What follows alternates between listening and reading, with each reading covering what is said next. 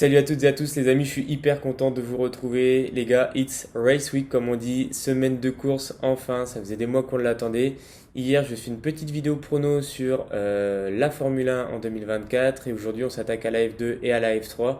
Pareil comme hier, petite vidéo présentation, petite vidéo pronostic pour la saison 2024 qui arrive. On a un très beau cru en Formule 2, on a un bon cru également en Formule 3. J'ai vraiment hâte que ça commence. Donc, vidéo prono, c'est parti. 22 pilotes, 10 rookies, 2 Français avec Isaac Hadjar et Victor Martins en Formule 2 cette année. On aura 14 meetings différents. J'ai hyper hâte que ça commence. Comme je l'ai dit tout à l'heure, ça va être une très très belle année. Je pense qu'il ne faut pas la rater cette année. Ça va bouger en Formule 1. On sait qu'il y a des places qui risquent de se libérer. Les jeunes ont beaucoup à prouver. Ils vont avoir les dents longues. J'ai vraiment hâte que ça commence. Donc on va commencer cette vidéo tout de suite par réexpliquer un petit peu, hein, tout simplement. La Formule 2, c'est une qualif de 30 minutes le vendredi, une course sprint où on va inverser les 10 premiers le samedi et le dimanche, on part avec la grille qui a été avec les temps du vendredi pardon, en qualification. Cette course-là vaut évidemment plus de points et un petit peu plus longue avec un changement de pneu obligatoire. Donc la course la plus importante du week-end. En ce qui concerne cette année de Formule 2, il y a beaucoup de changements. La voiture a évolué. C'est une nouvelle spécification, on va dire. Une voiture qui ressemble beaucoup plus à la Formule 1 moderne, avec du coup de l'effet de sol, avec un gros aileron arrière, un petit peu à l'instar de la Super Formula. Donc ça va beaucoup changer. C'est une nouvelle voiture. On garde le même moteur, on garde la même boîte, mais aérodynamiquement, tout a changé, donc il va falloir se réhabituer pour les pilotes qui étaient là. On aura 10 rookies. Euh, donc j'ai vraiment hâte que ça commence. On s'attend à ce que les batailles soient un petit peu plus proches avec cette nouvelle réglementation, avec ces nouvelles voitures. On a un gros aileron, peut-être un petit peu plus d'effet DRS, peut-être une aspiration qui sera peut-être même encore plus importante qu'avant. Donc voilà, j'ai vraiment hâte que ça commence. Le design a changé, à part le moteur quasiment et la boîte, tout a changé. Donc j'ai vraiment hâte que ça commence. Maintenant, Victor Martins nous a dit que globalement les premières sensations étaient les mêmes, même si le volant semble un petit peu plus facile à manipuler, même si le frein a un petit peu changé.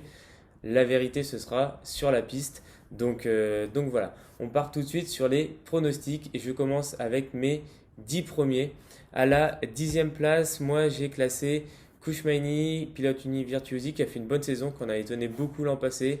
Pour moi, il a un petit plafond de verre. 10e, au vu du plateau que l'on a, ce serait une très bonne performance. Il est capable de jouer les podiums. Donc pour moi, c'est une très bonne place pour lui. À la 9e place, j'ai mis Zach O'Sullivan, le pilote qui monte de Formule 3, vice-champion de Formule 3. Pilote ART cette année, donc il sera dans une grosse équipe, hein, champion en titre, ART.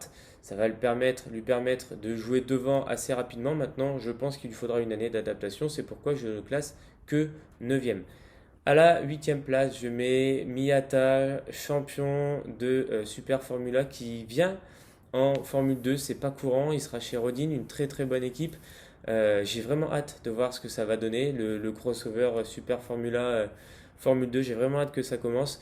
Je le mets 8e parce que je pense qu'il y a mieux devant, il va falloir qu'il s'adapte, même si les voitures seront, je pense, proches en termes de perfo entre la Super Formula et la F2.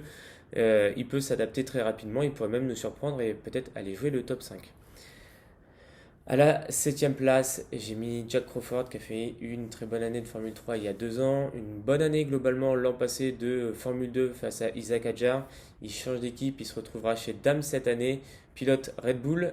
J'ai bon espoir pour lui. 7e, c'est pareil, c'est très compliqué de les sortir du top 5 ces pilotes-là, mais voilà, pour moi il va jouer devant, il va jouer des podiums et des victoires. 5e, ça, c'est jouable. Donc allez, 7e pour moi, vous allez voir, avec ce qu'il y a devant, c'est compliqué de faire mieux. 6e place, il a joué devant durant les essais hivernaux, ça fait 3 ans qu'il est en Formule 2, il va absolument falloir qu'il passe un cap ou qu'il change de voie, peut-être s'orienter vers le wake en endurance. Je pense à Denis Sauger qui a fait une très bonne année de Formule 3 à l'époque face à Théo Pourchaire si je dis pas de bêtises. Ça a été compliqué. Ensuite, en Formule 2, ça a été compliqué chez Prema. C'était un petit peu mieux chez MP l'an passé. Je vois peut-être un petit plus par rapport à l'an passé, mais je ne le vois pas briser le plafond de verre. Je ne le vois pas aller jouer le titre. Pour moi, sixième, c'est peut-être le mieux qu'il puisse espérer. Denis Sauger, sixième. On attaque notre top 5 et là, ça a été très dur de faire des choix. Et je vais commencer tout de suite avec Kimi Antonelli. Pour moi, c'est un pilote, c'est un crack. D'ailleurs, c'est pas pour moi, hein, tout le monde le connaît aujourd'hui dans le sport automobile. Il a sauté la F3, c'est quelque chose qui est très très rare. Le pilote Mercedes va avoir beaucoup de monde, beaucoup de regards braqués sur lui. Il doit bien faire, ça va bouger en Formule 1. Peut-être qu'avec une excellente saison, il pourrait déjà prétendre à un poste en Formule 1. Donc voilà, il aura à cœur de bien faire. Maintenant, je pense qu'il y aura quand même besoin d'un temps d'adaptation. Il a plutôt bien performé durant les essais hivernaux. Voilà, je le mets cinquième. Ça peut jouer des pôles, ça peut jouer des victoires, ça peut jouer des podiums sans problème. À voir ce que les autres feront, mais vous verrez dans mon top 4, c'est dur d'en reculer certains. Quatrième, Cocorico, Isaac Hadjar pour moi. Isaac qui doit absolument prouver, ça va bouger chez Red Bull, on le sait. Perez arrive en fin de contrat, Ricciardo pourrait monter chez Red Bull, ça parle beaucoup du côté de Red Bull et de Vicarb. Je pense qu'il y a une place qui peut se libérer, peut-être deux si Tsunoda n'est pas performant. Donc Isaac doit absolument bien performer, je le vois quatrième, il est capable de jouer des victoires, de jouer des pôles, il a fait une super saison de F3 il y a 2 ans. Il est protégé par Helmut Marko qui l'apprécie énormément, donc voilà, maintenant pour moi Isaac c'est le moment où il faut absolument performer, faire des pôles, faire des victoires, il faut impressionner tout de suite. Quatrième, c'est mon pronostic et ce serait très très bien. À la troisième place, le deuxième pilote, Rodin, comme vous voulez. Je mets Zayn Maloney. Zayn Maloney, pour moi, c'est un crack. Il avait fait une super saison de Formule 3. L'an passé, ça a été un petit peu plus compliqué en F2, mais il a été capable de jouer devant. J'ai vraiment confiance en lui. Il arrive dans une top équipe. Je le vois jouer devant. C'est un pari de le mettre à la troisième place, mais pour moi, c'est un pilote qui est largement capable de jouer aux avant-postes. Il aura un partenaire qui risque de le pousser également vers l'avant. Donc Zayn Maloney, troisième, ça, c'est un pari, j'y crois. À vous de me dire ce que vous en pensez. À la deuxième place, vous imaginez, il reste deux pilotes que je n'ai pas cités, deux pilotes évidents, un Ferrari Driver Academy et un pilote Alpine. À la deuxième place, je vais mettre Oli Biermann. J'adore Oli, globalement même j'adore l'ensemble des pilotes, hein, notamment dans le top 5. J'adore Oli Biermann, le pilote Ferrari. Il a fait une super saison l'an passé, il a été rapide tout de suite.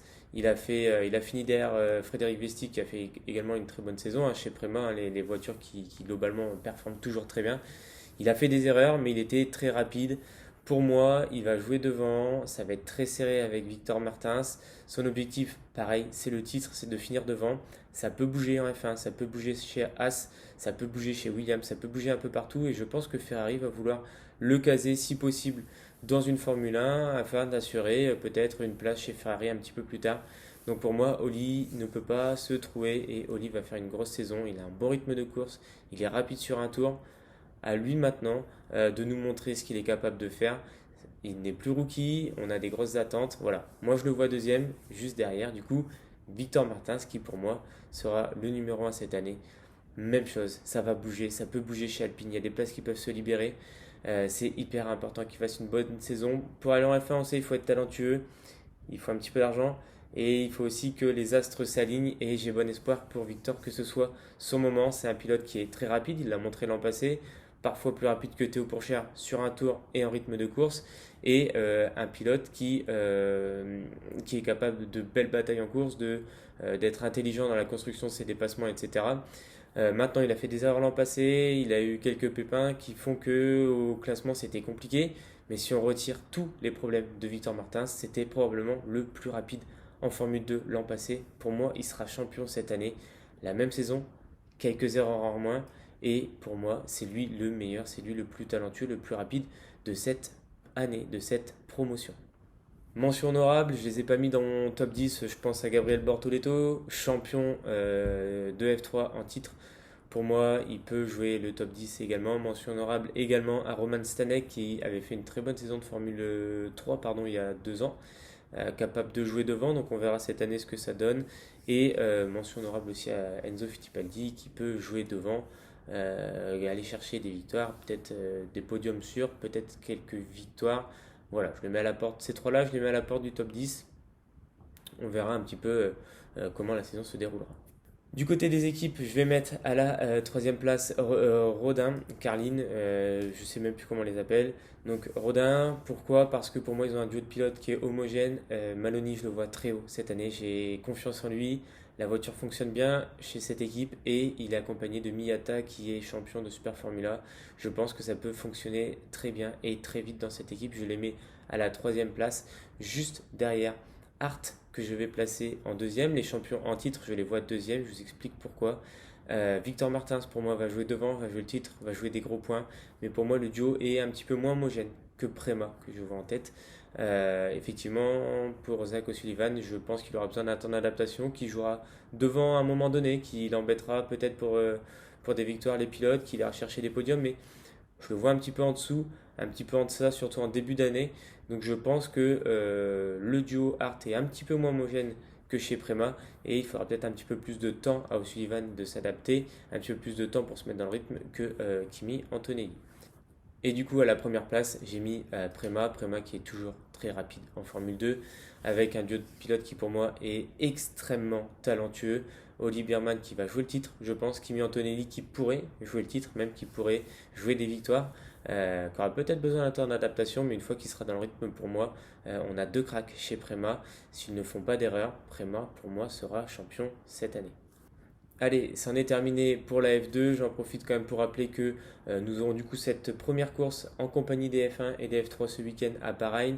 Je vous ai noté l'ordre des qualifs jeudi, l'heure pardon, des qualifs jeudi 14h55 sur Canal Plus Sport, le sprint vendredi 15h15 et la course samedi à 11h30 toujours sur les antennes de Canal Plus Sport.